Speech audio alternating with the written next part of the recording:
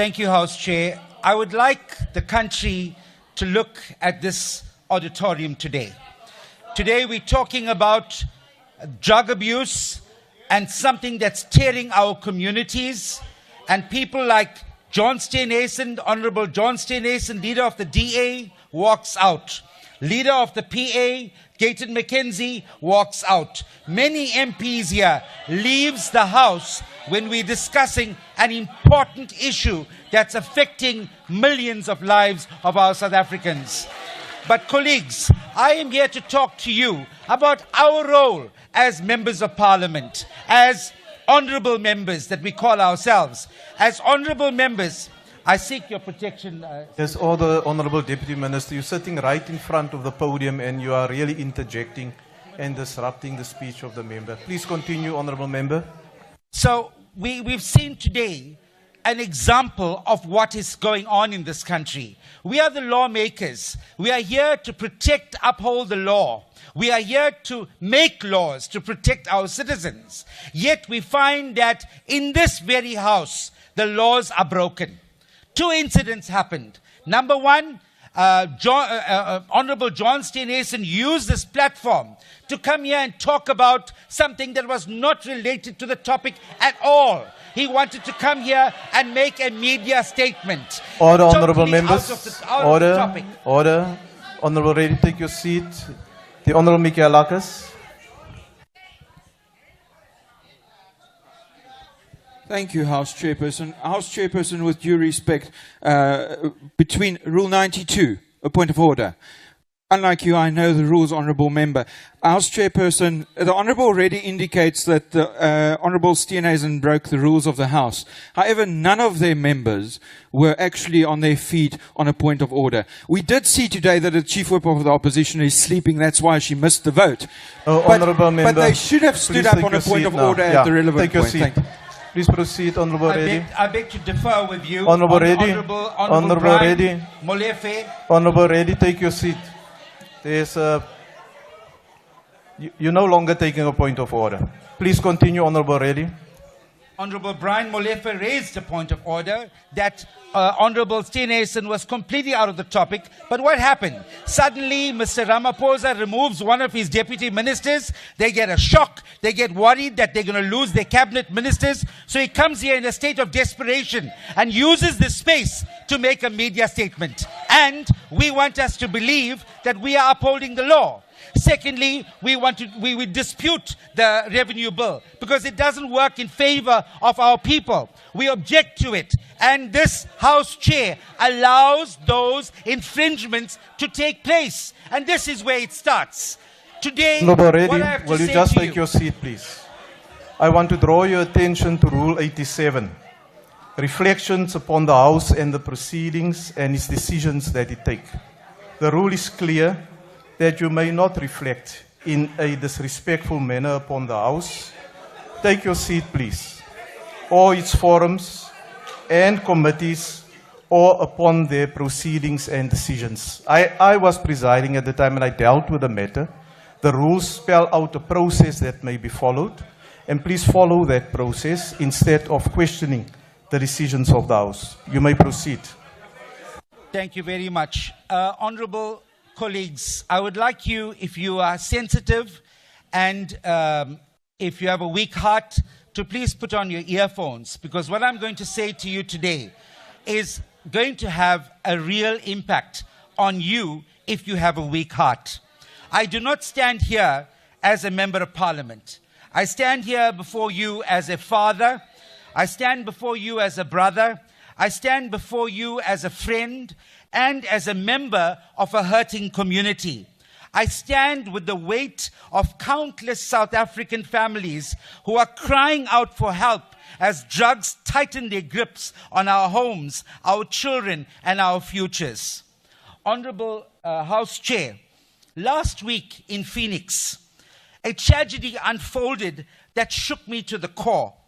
An 83-year-old grandmother who happens to be blind, Kamachi Naika, was brutally stabbed to death in her home. Her daughter, a 63-year-old Shirley Appelsamy, survived multiple stab wounds and now lies in hospital. I happened to have visited her. Her throat was slit because the assailant tried to take out her chain. Now here is the most grotesque part. The perpetrator of this was not somebody unknown. It was actually her own grandson. A child that she once cradled, now consumed by addiction and turned into a monster. But this was not just an act of violence. It was a murder of trust. A grandmother slain by the very child she once nursed. Members, what kind of darkness is this? What kind of poison corrupts so deeply that families become foe? The answer is simple. It is drugs. But Phoenix is not alone.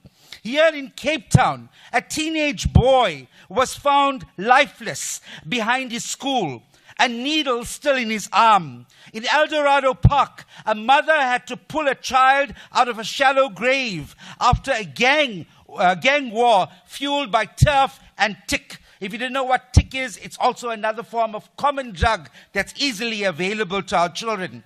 In Chatsworth, I met a mother who had no choice but to chain her son to a bed just to keep him from stealing and using drugs again.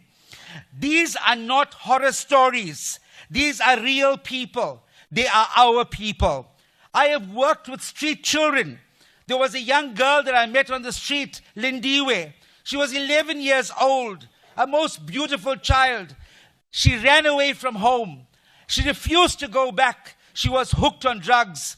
Her mother was a school principal and would come to the streets in the evenings just to see a child and beg a child to come home. I met the mother. I met the child. 3 days after that meeting, we found a lifeless body near a manhole on Mahatma Gandhi Street. That is the reality. As my own children were growing up, my wife and I would pray every night that they never come into contact with drugs. Because when that substance enters your home, peace will leave. And it doesn't knock. It barges in. It breaks everything. Trust, joy, love, and everything. Drug dealers, my friends, are real. And they are not hiding. They prey on our children. They stand at school gates. They whisper offers in corners. They sponsor events and shake the hands of politicians and the police. Some are even protected. And in some cases, the police are turning a blind eye. Or worse, they are taking a cut. Let me ask you, and I want to be honest about this. Is there anyone here who can truly stand up and say, you are untouched by this crisis? Is there no one in your family, in your community, in your heart, who has not been consumed by this plague? Even in this house, I know there are members who understand the pain I speak of, who have buried, who have wept, who have prayed like we have. Rehabilitation is supposed to be our hope, but too often it has become a failure. It's underfunded, overcrowded, and disconnected from reality. Over 60% of those who seek help relapse within months. But there is hope. In the city of Tshwane, the community-oriented substance use program, a methadone-based treatment model, has shown great promise. More than 70% of the participants remain in treatment after 6 months. That's not just a number, that is a lifeline. Imagine if the success could be replicated across our nation. If every child in pain had access to this kind of care. But it cannot happen on hope alone. It needs commitment, it needs funding, it needs leadership from each and every one of us. Not to use this opportunity to show our anger against each other. Let's transfer that anger to the drug dealers, to drug substance abuse. Let's join hands, all of us, and let's do it. It needs funding and it needs a political will. And yet, while we host expensive conferences, etc., the very backbone of our community response is dying. Families are suffering in silence. Members' addiction doesn't care about color, class, or creed. On behalf of MK Party, the progressive parties here, we want to make this call. We want to establish a national crack anti-drug unit, independent and comprised of local police structures. Empower them with the ability to raid, seize and arrest quickly, effectively and fearlessly. If SARS can attach your accounts without getting a court order, why can't we give the police the power to go in and attach the drugs, confiscate the drugs from drug dens? Roll out the successful Tshwane methadone model across the country. Ring fence a dedicated budget for rehabilitation services. Task the Department of Health and the Department of Social Development alongside the Department of Police to lead this charge, not in words, but in daily measurable action. Let us break the chains, not only those around the wrists of addicts, but the chains that bind families in silence, that bind communities in fear, that bind governments in indifference. Let this parliament rise with one voice, for Kamachi, for Shirley, for the children beneath the bridges, for the mothers who have run out of tears. Let us remember as this parliament that we broke the chains. We did not just debate them. There is a person, I don't know what's his name, but he accused our Spitfire, our spokesman of being a drug addict. What's his name? Fraud something.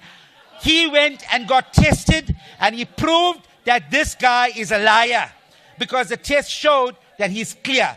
So maybe we should all be doing that even with our own children. Thank you for listening and let us make this a reality. Let's fight the scourge of drugs in our society. Thank you very much. Thank you, Honorable Masango.